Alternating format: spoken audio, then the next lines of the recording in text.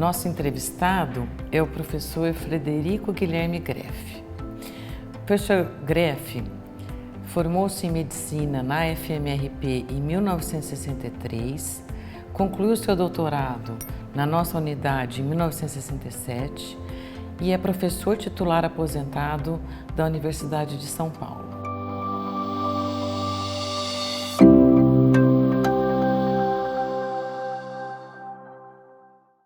Eu iniciei o meu trabalho de pesquisa em farmacologia quando o departamento era regido por Maurício Rocha e Silva, que foi um dos cientistas mais importantes da área no Brasil, na história.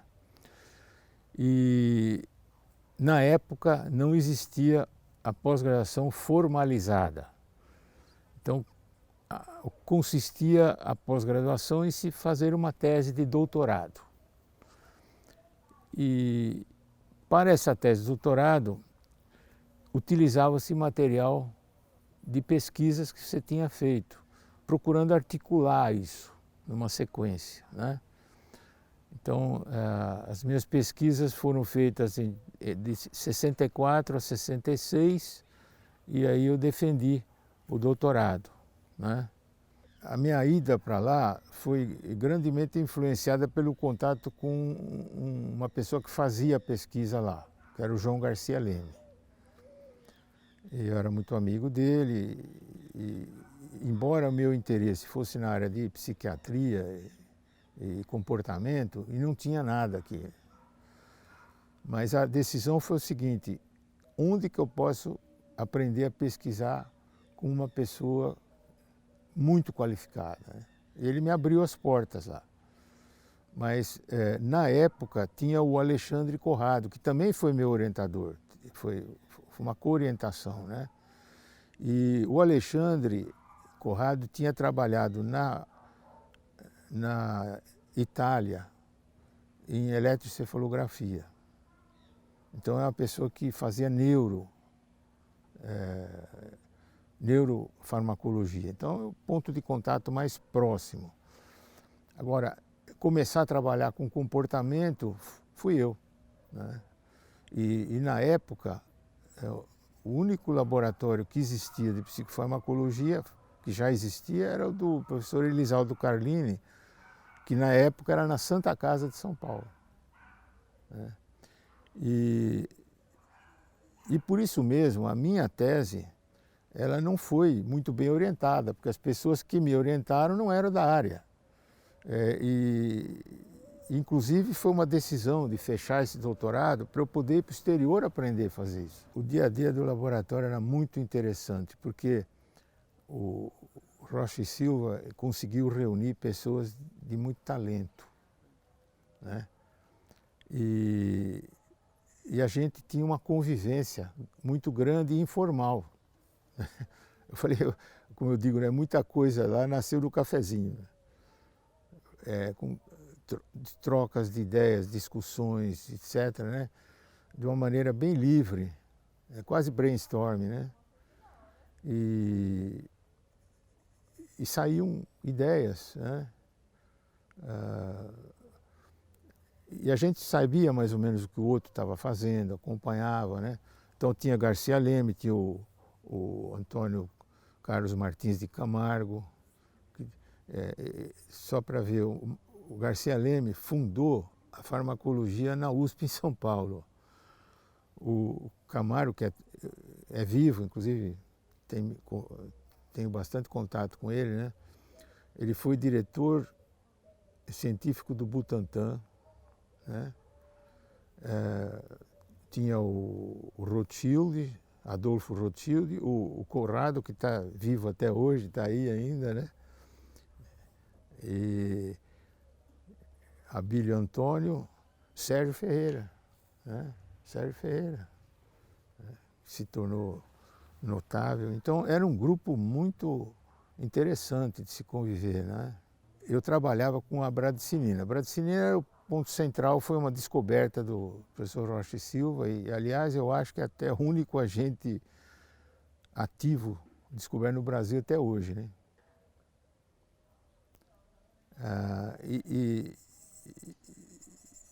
Então, uma das coisas que a gente fazia era perfundir o cérebro do coelho com uma solução que continha bradicinina. Entrava no ventrículo lateral e saía aqui na cisterna magna. Então, essa solução percorria todo o cérebro. O coelho estava anestesiado. Nós fazíamos injeções também em animais acordados para ver os efeitos, que foram descritos em publicações. Mas o que me chamou a atenção foi que a gente aferia a atividade como? Em preparações isoladas, que eram com ilho de cobaia, principalmente, né? Então, a bradicinina causa uma contração lenta no ilho de cobaia, daí o nome, que bradi, em grego, é lento, né? Cinese, movimento lento.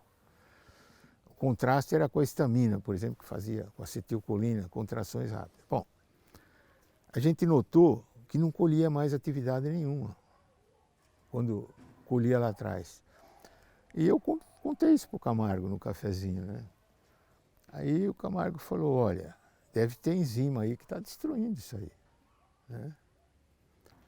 Eu falei, bom, você que é bioquímico, não quer pegar e fazer isso aí?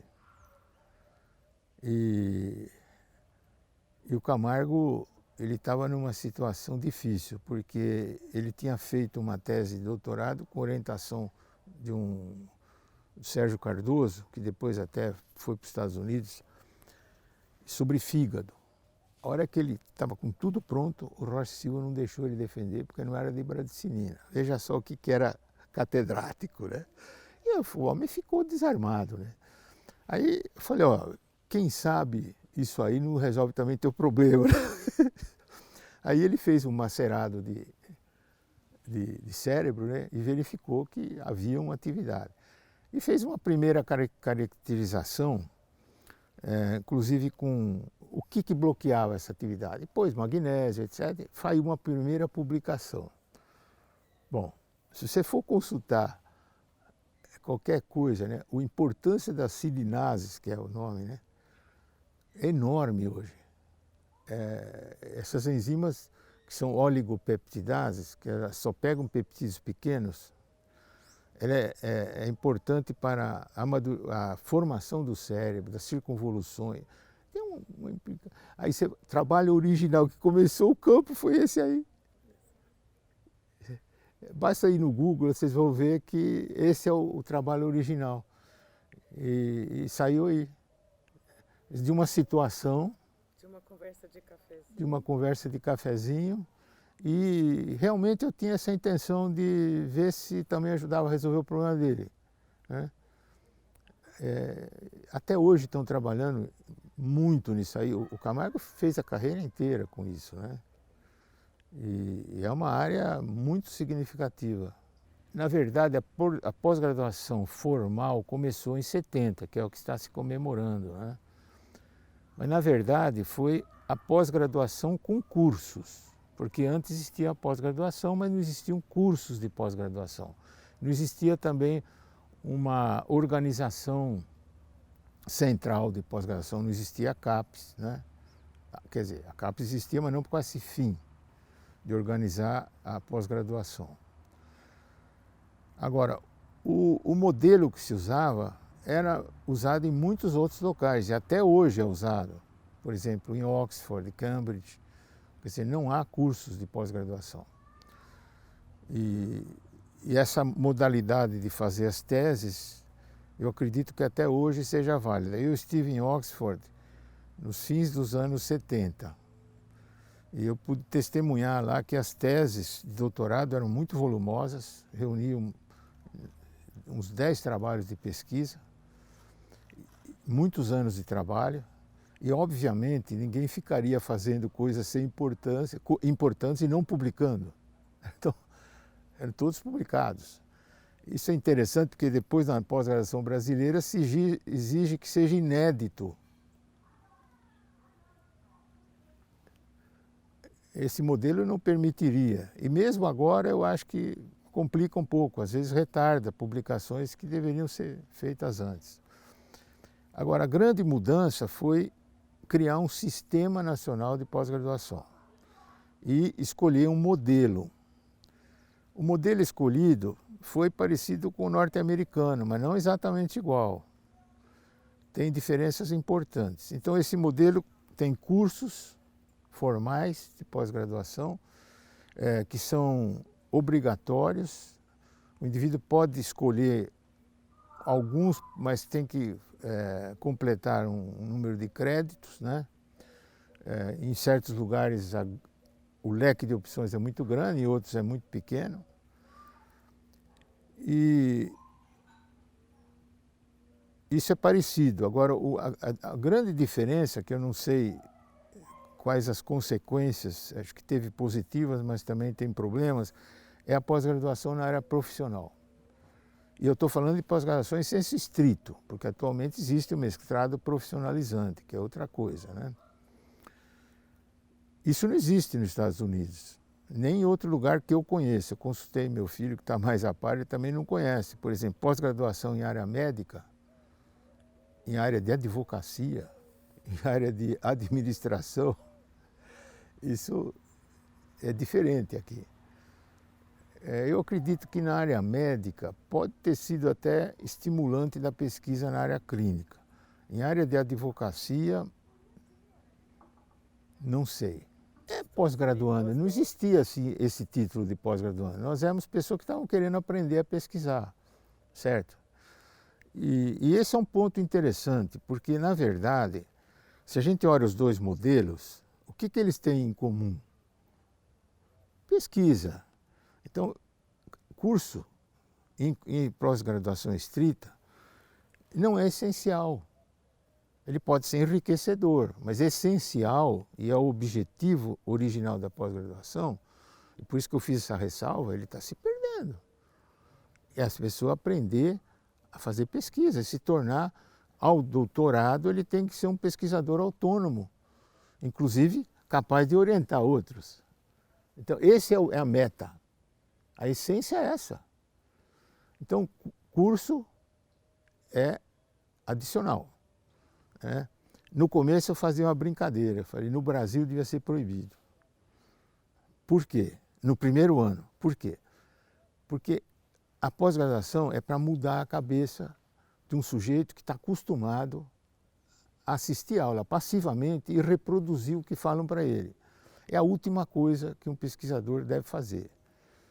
Ele tem que aprender a ter iniciativa, a encontrar as informações que ele precisa, a formular problemas originais e maneira de resolver. Então, você tem que criar uma crise nesse sujeito.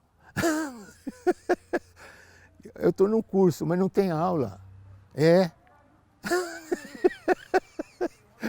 Faz alguma coisa. E nós estávamos nessa, a gente estava nessa. Ficava atrás de um problema que você podia pesquisar, né? E via o que você podia fazer, o que tinha no laboratório, e fuçava, começava a fazer um trabalho e tentava publicar, entendeu? Então, era isso aí. Tem que ir na biblioteca, né? A biblioteca, ver a literatura. Aqui até que a biblioteca era razoável. Tem lugares que não dava nem para fazer nada, né? A pessoa se atualizar.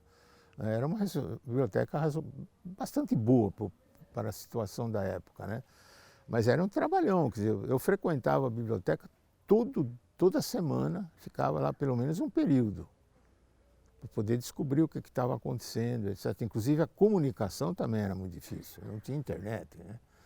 Então, até você conseguir uma comunicação com outro pesquisador de outro lugar, por carta, não tinha telefone, era muito difícil.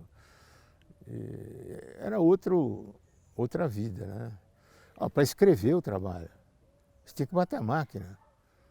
Meu trabalho, primeiro trabalho eu joguei fora 6 vezes. Eu tinha que começar de novo, né? Não dá para corrigir muito num texto, certo? Era outra ideia, né? Eu tinha a bolsa, eu trabalhei com financiamento de bolsa da FAPESP, né? E ela perguntou se a quantia era razoável. Era razoável, mas no caso a minha esposa, até hoje está aí, hein?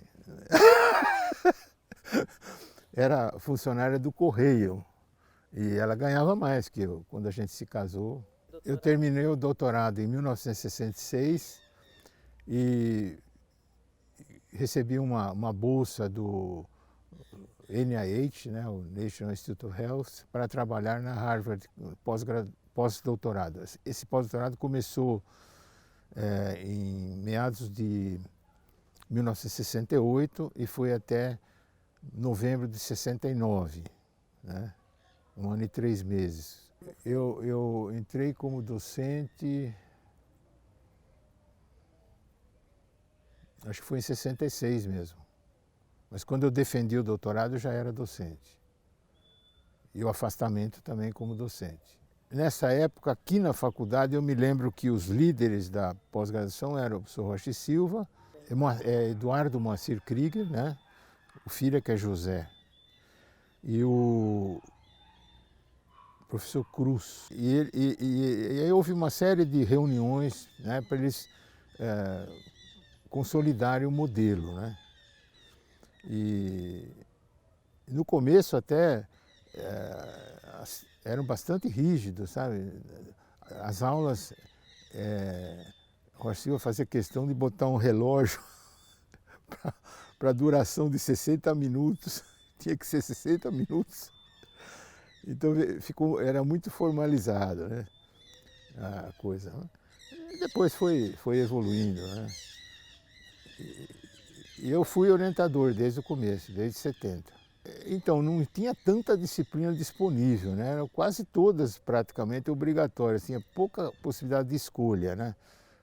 A carga eu acho que é mais ou menos o que é hoje mesmo, né? Não tem noção de quantos créditos eram necessários. Já tinha mestrado, que foi uma inovação, né? Antes não tinha tese de mestrado, dissertação de mestrado. Era doutorado direto, como é. Até o meu filho falou que na Alemanha também era assim. Era o doutorado e também a pessoa não tinha bolsa, ele recebia um salário para ser pesquisador fazendo doutorado. Recentemente, a União Europeia ela fez muitas mudanças no sentido de uniformizar o sistema. Então, as diferenças entre os países diminuíram muito. E o modelo adotado tem cursos hoje, né? A Inglaterra, as universidades tipo Oxford, que não mudam, eles permanecem com o mesmo estilo, né? Mas outras eu não sei como é que está. É interessante que antes da formalização, pessoas que queriam fazer doutorado na clínica vinham fazer na cadeira básica. Inclusive, por exemplo, me lembro do professor Martínez, né? Ele fez na farmacologia o doutorado. O que é nos Estados Unidos também, o indivíduo é MD, PhD. Então, faz o college, que é a universidade, o primeiro ciclo, e depois ele tem 2 caminhos. Se ele for para o caminho acadêmico, ele faz pós-graduação, mestrado, doutorado. Mas se ele for para o caminho profissionalizante, ele vai ser MD. Vai fazer o curso médico, está na mesma altura, são 3 anos adicionais, que estão na mesma altura do outro que está fazendo mestrado e doutorado. O Law School também. Entendeu? Então, é muito comum lá verem 2 títulos na pessoa, MD, PhD, né? Porque o objetivo do profissionalizante não é esse, é a excelência da atuação profissional, né? E o objetivo da pós-graduação é pesquisa. Bom, a gente primeiro tinha o problema da seleção, né? Logo houve um sistema de seleção. A gente costumava fazer uma prova, pelo menos para fazer uma avaliação preliminar, né? Depois, a pessoa que era considerada promissora, né, era colocada no trabalho do laboratório, porque nem sempre uma coisa correspondia à outra, né? E viu que a evolução, né? Então, várias propostas de investigação eram avaliadas, os interesses da pessoa, às vezes com as possibilidades do laboratório, a linha de pesquisa do orientador, tinha que fazer vamos dizer, um ajuste e começar a trabalhar e ver o que dava, né?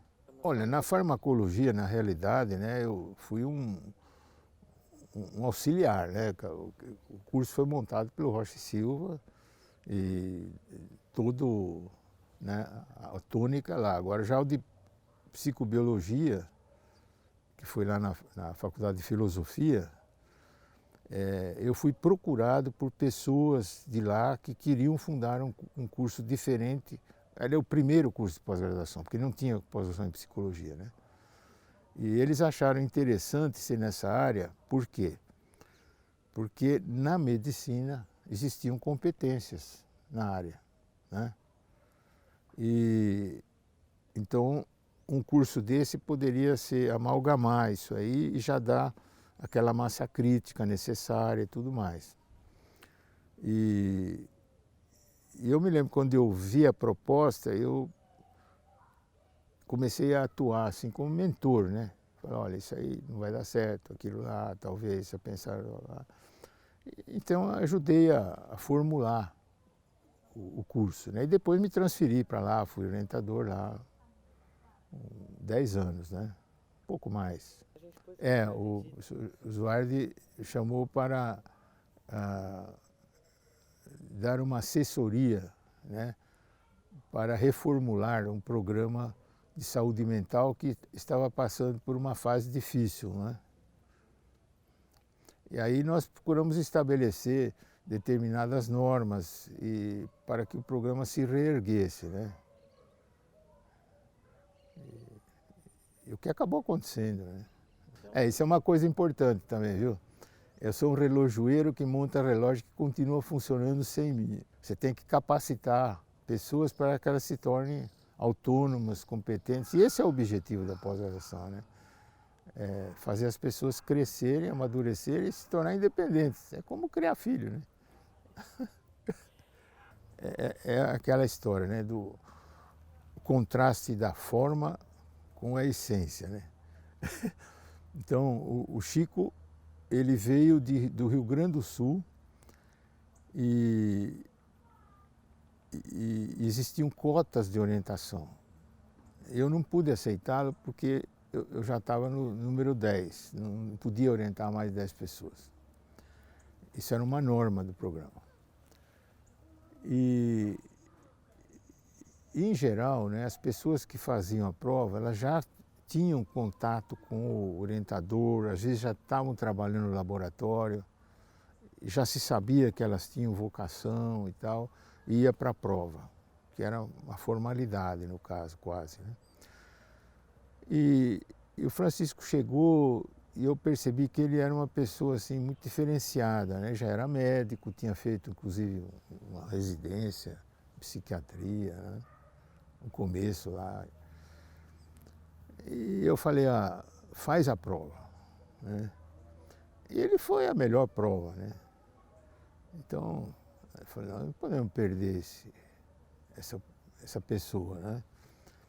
E na ocasião, eu já tinha interesse em interação com a área de psiquiatria. E o meu contato lá era o Zuardi, né? E tínhamos feito já até pesquisa em colaboração em Campinas, começou lá.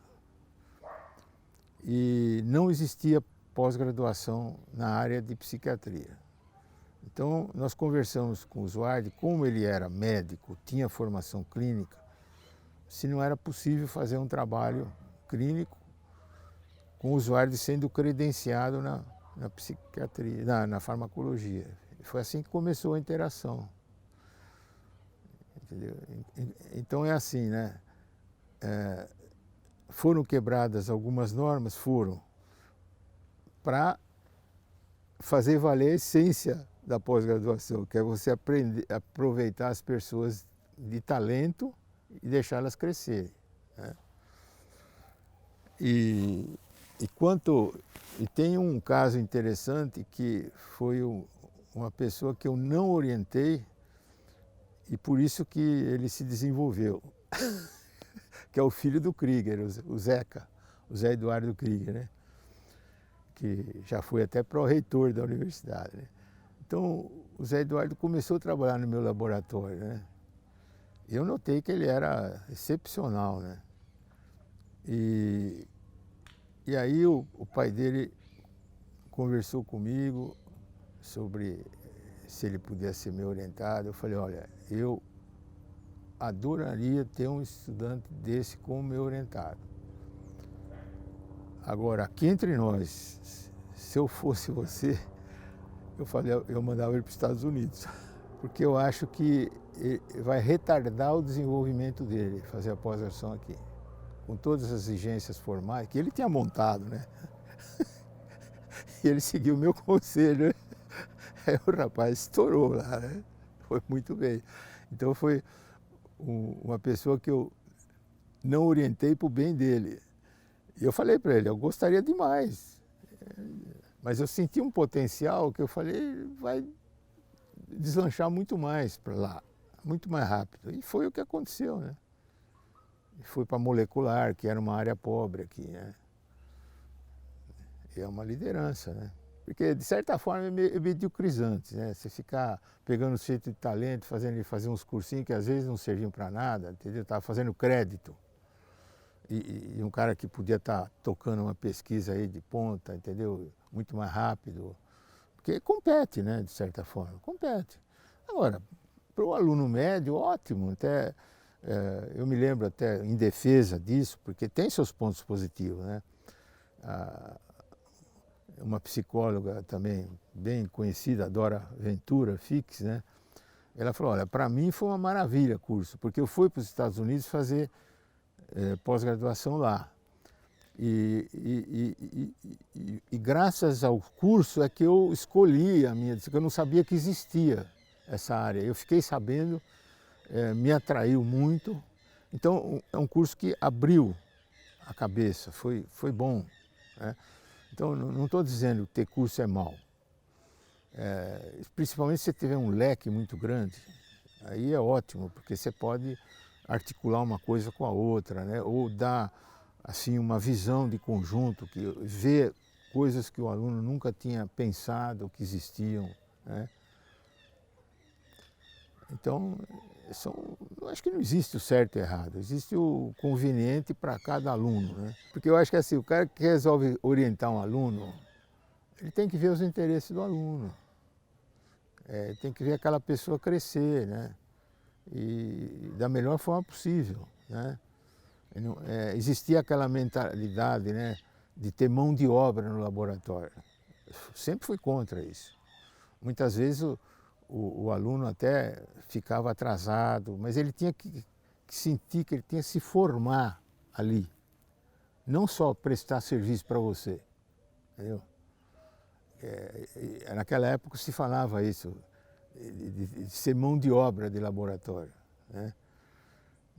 Isso pode ser muito interessante para o orientador, mas para a formação do estudante, eu gostava que os alunos entendessem o que eles estavam fazendo, participassem da criação, né, para se tornar autônomo, né? Claro que tinha uns que não andavam muito e outros andavam, né? Isso aí você planta várias, né, coisas no solo, umas crescem mais rápido que a outra. E você tem que se adaptar a isso aí, né? Tem que saber cultivar, né? E eu acho que o orientador tem que ter essa mentalidade para ser um bom orientador, né? Inclusive, se o aluno dele ficar melhor que ele, é ótimo. Olha, quando a gente está tomando a decisão, você não tem realmente visão do futuro, né? Você toma em... Então, por exemplo, a minha decisão mais importante foi de voltar para o Brasil. Porque eles me propuseram que eu continuasse lá, não para contratar, mas ficar um período maior, entendeu? E nós vivíamos uma situação muito difícil, né? A de agora é brincadeira, perto daquela. Então, era uma decisão muito difícil, né? E eu cheguei a pensar firmemente em não voltar. Agora, fala, você não se arrependeu? Olha, não sei, porque é aquela história. Você ficando num país desenvolvido, que a ciência está avançada, você pode deslanchar muito, mas você vai ser mais um, certo? Tem lá gente igual ou melhor que você e você não vai mudar nada. Você vai, né? Agora, aqui havia essa chance de ser um semeador, né? E aconteceu. Então não posso dizer que eu me arrependi. Talvez eu tivesse sido um cientista mais importante se não tivesse voltado. Mas eu acho que eu não teria contribuído tanto para mudar, né? Formar gente, criar área de pesquisa. Então, né? Espero que a crise atual seja passageira e isso ainda volte a frutificar, né? Não consigam destruir, como está acontecendo. Mas vamos ver o que dá. O futuro a gente não sabe, é tudo uma aposta, né? Eu achei que foi coisas importantes, né? Uma delas foi não seguir a moda. Por exemplo, na época que eu trabalhei, a moda era noradrenalina. E eu tinha começado a trabalhar em serotonina aqui, porque o João Garcia Leme trabalhava com serotonina e analgesia, certo? Então eu fiz meus trabalhos iniciais por serotonina, em serotonina. Nem era a linha principal do laboratório, que era a bradicinina. Depois eu passei a trabalhar com bradicinina também. E isso foi continuando. Lá nos Estados Unidos eu consegui trabalhar em serotonina também, né? E na época a serotonina não se achava que fosse importante em comportamento. E passou a ser uma estrela na psiquiatria até recentemente. Então deu sorte também, porque as coisas são, né? Tem muita coisa de acaso, tem muita coisa disso. Quer dizer, podia ter escolhido um tema que não desse nada. Eu não previ nada disso, né? Deu sorte da serotonina ficar importante. Então os trabalhos começaram a ter repercussão, entendeu? E isso durou o suficiente para a minha carreira, né? E a outra coisa importante foi contatos internacionais, né? Porque atualmente está havendo uma ênfase muito grande, né, em internacionalização, e isso é muito positivo, né? Então eu sempre procurei descobrir pessoas que estavam trabalhando aí fora com relevância no tema que eu estava abordando. Por exemplo, na PAG, a substância cinzenta peraquidutal, o que me atraiu foi o trabalho de um grupo francês, dirigido por Pierre Carli na época, né? Isso daí nasceu uma boa colaboração. E o outro foi com o Bill Deakin, né? Que também começou por acaso, né? Eu estava apresentando um trabalho, fui professor visitante da Universidade de Oxford. Então, num congresso científico, eu apresentei um trabalho que tinha sido feito aqui em colaboração com um orientado, e nós tivemos a ideia de fazer um filme Super 8. Naquele tempo era difícil documentar, né? Fazer um filme Super 8, do efeito da estimulação de um núcleo da serotonina, né? O mediano da RAF, estimulação elétrica no rato. E o rato ficava imóvel e tinha reações emocionais, sabe? Parecia aquele congelamento que ocorre quando ele está com medo.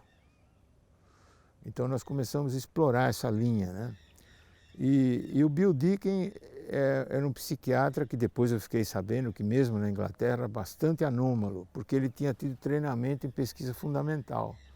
E ele ficou bastante impressionado com os resultados. E na época, por exemplo, uma grande psicofarmacologista de Cambridge, ela tinha estudado o efeito da destruição desse núcleo, né? E os meus resultados eram complementares, mas mesmo, na mesma direção, né? Susan Iversen. Então ele ficou impressionado e na época eu levantei a possibilidade de fazer pesquisa em seres humanos nessa linha, né? E ele formulamos algumas ideias e ele não fez. A gente começou a fazer em Campinas quando o Zuardi estava lá e o Carniol, né? Aí depois ele percebeu o negócio e tal, e aí veio a ideia do Francisco Guimarães ir para lá. E começou uma colaboração muito interessante, né? Então você vê, o acaso, né, entra sempre na jogada, né? A gente tem o caso da Thelma Love, que você conheceu, né? Ela até hoje está aí, né? E começou com o contato dela com o Marcos Brandão num congresso de serotonina, né? Então a ideia deles, das pessoas que queriam melhorar a CAPS, é corrigir essa deformação. Agora ela se acentuou. Porque justamente as pessoas que deveriam ser afastadas do programa, ou pelo menos minimizado, estão dirigindo a CAPS. Então, a primeira coisa é a salvação, não é melhoria. É ver se não torna irreversível a destruição. Essa é a primeira coisa. Não pode falar, né? Isso aí. Mas é isso o que tem que ser feito. Esperar essa tempestade passar e aí criar um corpo de pessoas para repensar o sistema, né? Então, antes disso acontecer, existiam pessoas que queriam fortalecer os núcleos importantes da CAPES no sentido de uma verdadeira pós-graduação, que não é isso, né? É que as pessoas que estavam percebendo que precisava segurar o sistema estavam com essa ideia de fazer um trimming ali, né? Um desbastamento no sentido de fortalecer as áreas que são realmente compatíveis com a pós-graduação no seu objetivo original, que é ensinar a pesquisar onde se faz pesquisa original, né? E principalmente em áreas que até são estratégicas. E hoje em dia tem competição mundial. País que não tem, né, essas áreas vai ficar para trás. Isso não tem dúvida. Então, isso tudo tem que ser repensado, né? Mas é difícil. Atualmente é um problema de diminuir as queimadas, né? E eu fico muito feliz de não estar trabalhando agora, viu? Sinceramente, viu? Porque eu estaria numa crise muito séria. Agora, tem coisas acontecendo por fora do sistema, que talvez até substituam o sistema, que são muito positivas. Quer dizer, tem pesquisa saindo aí em áreas de iniciativa privada, né? Mesmo São Paulo, por exemplo, já mais de 50% da pesquisa é financiada por fundos privados. É quase um perfil de país desenvolvido, né? E tem muitas iniciativas muito interessantes, muito interessantes. Então a pós-graduação ela pode ficar, o Sistema Nacional de Pós-Graduação pode ficar irrelevante se ele não for reformulado e atualizado, dirigido para as questões relevantes, ele pode se tornar irrelevante. E as coisas vão acontecer por fora. A última conversa que eu tive, eu falei, será que não dá para fazer uma pós-graduação em São Paulo? Não pode, porque não vai ser reconhecida, né? Tem um sistema legal, etc. e tal. Porque poderia se fazer uma coisa bem melhor, né? Bem melhor. Mas eu não sei. Realmente me sinto muito aliviado de não estar com esse problema na mão, viu? Porque é um tremendo abacaxi, viu? E tem muita coisa acontecendo, felizmente, viu? À margem, né? O pessoal não está conseguindo destruir, porque está fora do alcance, entendeu? Isso que eu acho que pode ser interessante, né? E as coisas estão mudando muito, a forma de fazer pesquisa, né? Grandes grupos, Big Data. Então eu acho que, eu não sei o que vai restar desse sistema, mas ele precisa ser renovado para se adaptar a essa época, né?